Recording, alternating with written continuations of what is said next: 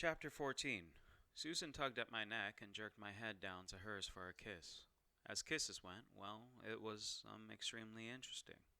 Perfectly passionate, abandoned, not a trace of self-consciousness or hesitation to it, or at any rate, not from her. I came up for air a minute later, my lips itching with the intensity of it, and she stared up at me with burning eyes. "Take me, Harry, I need you." Susan, that's not really a good idea right now," I said. The potion had taken hold of her hard. No wonder she had recovered from her terror enough to come back up the stairs and fire my gun at the demon. It had lowered her inhibitions to a sufficient degree that it must also have dulled her fears. Susan's fingers wandered and her eyes sparkled. "Your mouth says no," she purred, "but this says yes." I went up on my toes and swallowed, trying to keep my balance and get her hand off me at the same time. "That thing is always saying something stupid," I told her. She was beyond reason. The potion had kicked her libido into suicidal overdrive. "Bob, help me out here." "I'm stuck in the skull," Bob said. "If you don't let me out, I can't do much of anything, Harry." Susan stood up on tiptoe to gnaw at my ear, wrapped her shapely thigh around one of mine, and started whimpering and pulling me toward the floor. My balance wavered. A 3-foot circle was not enough to perform wrestling or gymnastics or anything else, without leaving something sticking out for the waiting demon to chew on. "Is the other potion still there?" I asked. "Sure," Bob said. "I can see where it fell on the floor. Could throw it to you, too." "Okay," I said, growing excited. Well, more excited. I might yet get out of this basement alive. "I'm going to let you out for 5 minutes. I want you to help me by throwing the potion." "No, boss," Bob said, his voice maddeningly cheerful. "No? No? I get a 24-hour leave or nothing." "Damn it, Bob. I'm responsible for what you do if I let you out. You know that." Susan whispered into my ear, "I'm not wearing any underwear," and tried something approximating to a pro wrestling takedown to drop me to the floor. I wavered in balance and barely managed to stave her off. The demon's frog eyes narrowed and it came to its feet ready to leap on us. "Bob!" I yelled, "you slimy jerk! You try living in a bony old skull for a few 100 years, Harry. You'd want to get a night off once in a while, too." "Fine," I shouted, my heart leaping into my throat as my balance wavered again. "Fine. Just make sure you get me the potion. You have 24 hours. "Just make sure you catch it," Bob replied, and then a flood of orangish lights flowed out of both the skull's eye sockets and into the room. The light swooped down in an elongated cloud over the potion bottle that lay on the floor at the far side of the lab, gathered it up, and hurled it through the air toward me. I reached up with my spare hand and caught it, bobbled it for a minute, and then secured it again. The orange lights, that were Bob's spirit form, danced a little jig, then whizzed up the ladder and out of the lab, vanishing. "What's that?" Susan murmured, her eyes dazed. "Another drink," I said. "Drink this with me. I think I can cover us both in the focus department. Get us out of here." "Harry," she said, "I'm not thirsty." Her eyes smoldered. "I'm hungry." I hit upon an idea. "Once we drink this, I'll be ready and we can go to bed." She looked up at me hazily and smiled, wicked and delighted. "Oh, Harry. Bottoms up." Her hands made a sort of silent commentary on her words, and I jumped, almost dropping the bottle. More shampoo from my hair trailed down my already burning eyes, and I squeezed them closed. I slugged away about half the potion, trying to ignore the flat cola taste, and quickly passed the rest to Susan. She smiled lazily and drank it down, licking her lips. It started in my guts, a sort of fluttery, wobbly feeling that moved out, up through my lungs, and out along my shoulders, down my arms. It also went down over my hips and into my legs. I began to shake and quiver uncontrollably. And then I just flew apart into a cloud of 1,000,000,000,000 tiny pieces of Harry, each one with its own perspective and view. The room wasn't just a square, cluttered basement to me, but a pattern of energies grouped into specific shapes and uses. Even the demon was only a cloud of particles, slow and dense. I flowed around that cloud, up through the opening in the ceiling pattern, and outside of the apartment and into the raging non-pattern of the storm. It took maybe 5 seconds, and then the power of the potion faded. I felt all the little pieces of me abruptly rush back together and slam into one another at unthinkable speed. It hurt and made me nauseous, a sort of heavy-duty thump of impact that didn't come from any one direction, but from every direction at once. I staggered, planted my staff on the ground, and felt the rain wash down over me. Susan appeared next to me a heartbeat later and promptly sat down on her butt on the ground in the rain. Oh God, I feel terrible. Inside the apartment, the demon screamed a raging voiceless hiss. I could hear it madly rampaging around inside. Come on, I told her. We've got to get out of here before he gets smart and starts looking outside for us. I'm sick, she said. I'm not sure I can walk. The mixed potions, I said. They can do that to you, but we have to go now. Come on, Susan. Up and at 'em. I bent down and got her up on her feet and moving away from my apartment. Where are we going? She asked. Do you have your car keys? She patted the dress as if looking for pockets and then shook her head dazedly. They were in my coat pocket. We walk then. Walk where? Over to Reading Road. It always floods when there's this much rain. It'll be enough water to drown that thing if it tries to follow us. It was only a couple of blocks away. The cold rain came down in buckets. I was shaking, shivering, and naked, and more soap was getting into my eyes, but hey, at least I was clean. What? She mumbled. What will the rain do to it? Not rain, running water. It kills him if he tries to go over it after us, I explained to her patiently. I hoped the potions mixing together in her stomach hadn't done anything irreversible. There had been accidents before. We were moving at a good speed, all things considered, and had covered maybe 40 yards in the pouring rain. Not much farther to go. Oh, that's good, she said, and then she convulsed and pitched to the ground. I tried to hold her, but I was just too tired, my arms too weak. I nearly went down with her. She rolled to her side and lay that way, retching horribly, vomiting herself out empty. Thunder and lightning raged around us, and I heard the sharp crack of the storm's power touching a tree nearby. I saw a bright flash of contact and then the subdued glow of burning branches. I looked in the direction we had been heading. The flooding Reading Road, safety from the demon, was still 30 yards away. I didn't think you'd last this long, someone said. I almost jumped out of my skin. I picked up my staff up in both hands and turned in a slow circle, searching for the source of the voice. Who's there? There to one side, a spot of cold, not physical cold, but something deeper and darker than my other senses detected. A pooling of shadows, an illusion in the darkness between lights gone when lightning flashed and back again when it had passed. Do you expect me to give you my name? The shadows scorned. Suffice to say that I am the one who has killed you.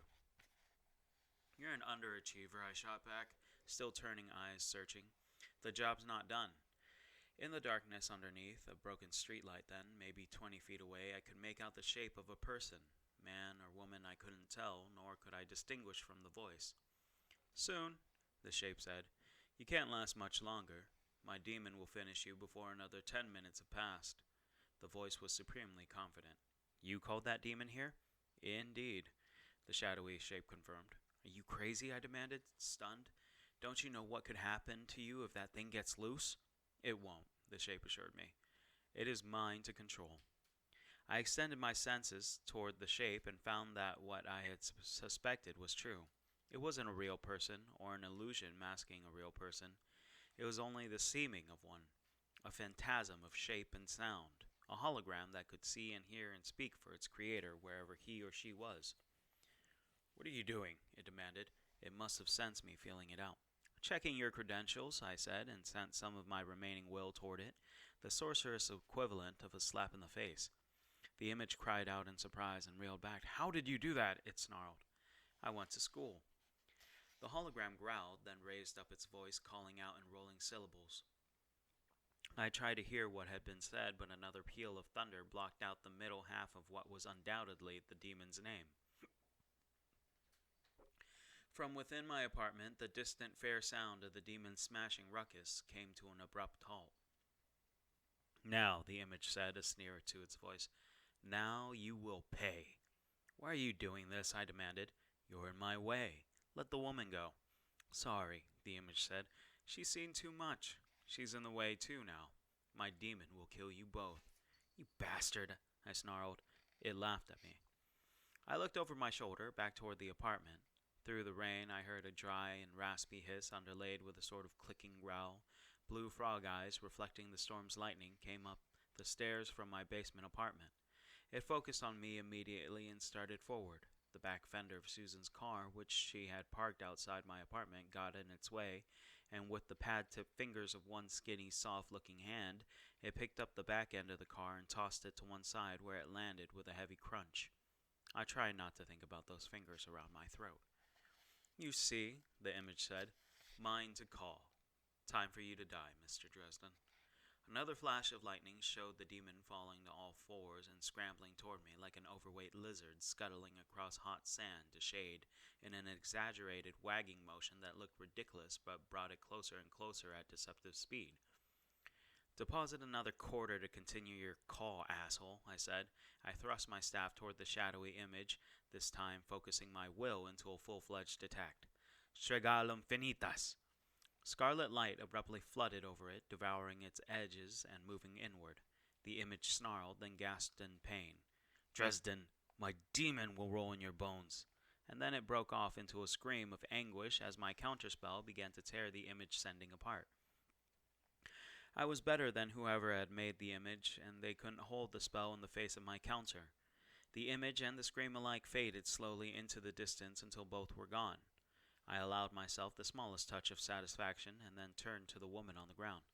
"Susan," I said, crouching by her, keeping my eyes on the onrushing demon. "Susan, get up. We have to go."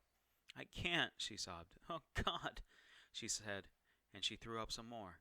She tried to rise, but collapsed back to the ground, moaning piteously. I looked back at the water, gauging the thing's speed. It was coming fast, but not quite as fast as a man could run.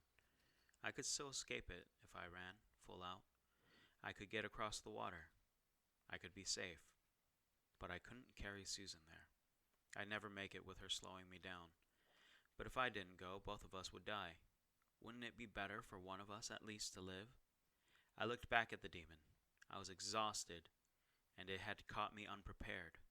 The heavy rain would keep fire, man's ancient weapon, against the darkness and the things it hid from being effective in holding it back. And I didn't have enough left in me to do anything. It would be as good as suicide to stand against it. Susan sobbed on the ground, helpless in the rain, sick from my potions, unable to rise.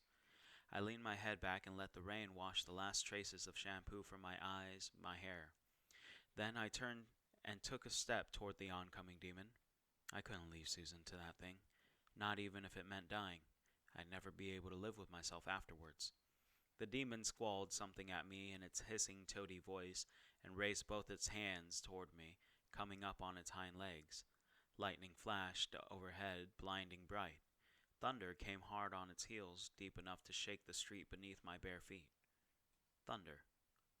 Lightning. The storm. I looked up at the boiling clouds overhead, lit by the dancing lightning moving among them, deadly beautiful and luminous. Power seethed and danced in the storm, mystic energies as old as time, enough power to shatter stones, superheat air, boil water to steam, burn anything it touches to ashes. At this point, I think it is safe to say I was desperate enough to try anything. The demon howled and waddled forward, clumsy and quick. I raised my staff to the sky with one hand and with the other pointed a finger at the demon. This was dangerous work, tapping the storm. There was no ritual to give it shape, no circle to protect me, not even words to shield my mind from the way the energies of magic would course through it. I sent my senses coursing up toward the storm, taking hold of the formless power and drawing them into patterns of raw energy that began to surge toward me, toward the tip of my staff. "Harry," Susan said, "what are you doing?" She huddled on the ground in her evening dress, shuddering. Her voice was weak, thready. "You ever form a line of people holding hands when you were a kid and scuff your feet across the carpeting together, and then they have the last person in line touch someone on the ear to zap them?" "Yeah," she said, confused. "I'm doing that, only bigger." The demon squalled again and drove itself into the air with its powerful toed legs, hurtling toward me, sailing through the air with a frightening and unnatural grace. I focused what little I had left on my will on the staff and the clouds and raging power above. "Ventas!" I shouted. "Ventas fulmino!"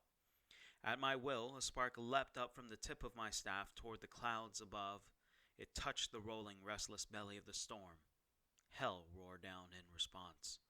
Lightning, white-hot fury with a torrent of wind and rain all fell upon me, centered around the staff. I felt the power hit the end of the soaking wet wood with a jolt like a sledgehammer. It coursed down the staff and into my hand, making my muscles convulse, bowing my naked body with a strain. It took everything I had to hold the image of what I wanted in mind, to keep my hand pointed at the demon as it came for me, to keep the energy surging through me to wreak its havoc on flesh less tender than mine. The demon was maybe 6 inches away when the storm's fury boiled down my body and out through my arm, out of my pointing finger, and took it in the heart. The force of it threw the thing back and up, and into the air and held it there, wreathed in a corona of blinding energy. The demon struggled, screamed, toed hands flailing, toed legs kicking, and then it exploded in a wash of blue flame. The night was lit once more, bright as day. I had to shield my eyes against it. Susan cried out in fear, and I think I must have been screaming along with her. Then the night grew quiet again. Flaming bits of something that I didn't want to think about were raining down around us, landing with little wet plopping sounds upon the road, the sidewalk, the yards of the houses around me, burning quickly to little briquettes of charcoal and then hissing into sputtering coolness. The wind abruptly died down. The rain slowed to a gentle patter, the storm's fury spent. My legs gave out, and I sat down shakily on the street, stunned. My hair was dry and standing on end. There was smoke curling up from the blackened ends of my toenails.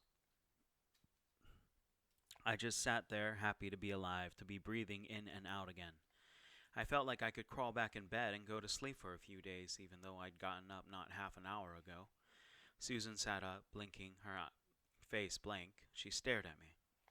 "What are you doing next Saturday?" I asked her.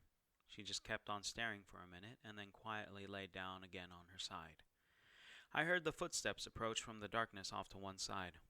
"Summoning demons," the sour voice said, disgusted. "In addition to the atrocities you have already committed, I knew I smelled black magic on the winds tonight. You are a blight, Dresden." I sort of rolled my head over to one side to regard Morgan, my warden, tall and massive in his black trench coat. The rain had plastered his graying hair down to his head and had coursed down the lines of his face like channels in a slab of stone. "I didn't call that thing," I said. My voice was slurred with fatigue, "but I damn well sent it back to where it belongs. Didn't you see?" "I saw you defend yourself against it," Morgan said, "but I didn't see anyone else summon it. You probably called it up yourself and lost control of it. It couldn't have taken me anyway, Dresden. It wouldn't have done you any good." I laughed weakly. "You're flattering yourself," I said. "I sure as hell wouldn't risk calling up a demon just to get to you, Morgan." He narrowed his already narrow eyes. "I have convened the council," he said. "They will be here 2 dawns hence. They will hear my testimony, Dresden, and the evidence I have to present to them against you." There was another, more subdued flash of lightning, and it gave his eyes a wild madman's gleam. "And then they will order you put to death." I just stared at him for a moment dully. "The council," I said. "They're coming here, to Chicago." Morgan smiled at me, the kind of smile sharks reserve for baby seals. "Dawn, on Monday. You will be brought before them. I don't usually enjoy my position as executioner, Harry Blackstone Copperfield Dresden, but in your case I am proud to fulfill that role." I shuddered when he pronounced my full name. He did it almost exactly right, maybe by accident and maybe not, too.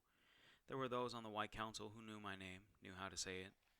To run from the council convened, to avoid them, would be to admit guilt and invite disaster, and because they knew my name they could find me. They could get to me anywhere. Susan moaned and stirred. "Harry?" she mumbled. What happened?" I turned to her to make sure she was all right. When I glanced back over my shoulder, Morgan was gone. Susan sneezed and huddled against me. I put an arm around her to share what little warmth I had. Monday morning. Monday morning, Morgan would bring his suspicions and level his accusations, and it would likely be enough to get me voted dead. Whoever Mr. or Miss Shadows was, I had to find him, her, it, or them before Monday morning, or I was as good as dead. I was reflecting on what a miserable date I was when the squad car pulled up, turned its spotlights on us, and the officer said over the loudspeaker, "Set the stick down and put your hands up. Don't make any sudden moves." Perfectly natural, I thought, embracing a sort of exhausted stoicism, for the officer to arrest a naked man and a woman dressed in an evening gown sitting on a sidewalk in the pouring rain like a couple of drunks fresh off a bender. Susan shielded her eyes and then looked at the spotlight. All the throwing up she'd done must have gotten rid of the potion in her, ending its amorous effects. This, she said in a calm and dispassionate voice, is the worst night of my life. The officer got out of the car and started toward us. I grunted. That's what you get for trying to go out with a wizard. She glanced aside at me, and her eyes glittered darkly for a moment. She almost smiled, and there was a sort of vindictive satisfaction to her tone when she spoke. But it's going to make a fantastic story.